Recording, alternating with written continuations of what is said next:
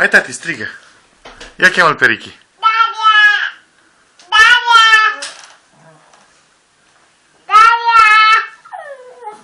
Mai tare, tati, mai tare.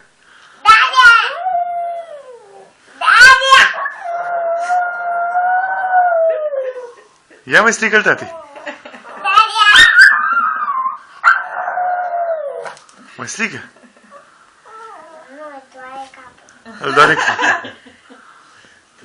Hai mai strigă-l, tati, pe... Daria!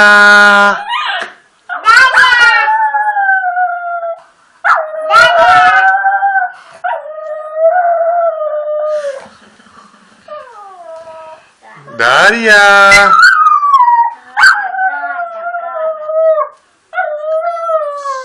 Daria!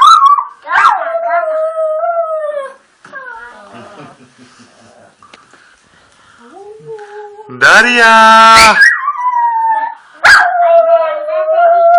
Daria! Nu-l strânge, tati. Daria! Daria!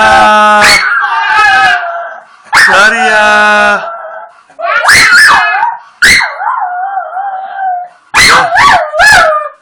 Daria! Hai strigă-l tu acum. Ia strigă-l.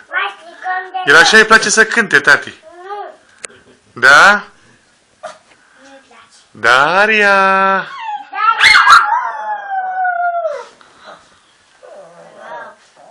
Daria! Daria!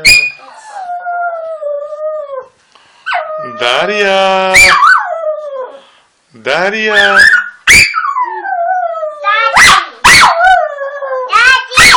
Da, tati, gata. Bravo, Ricky, bravo. Bravo! Lichidaș!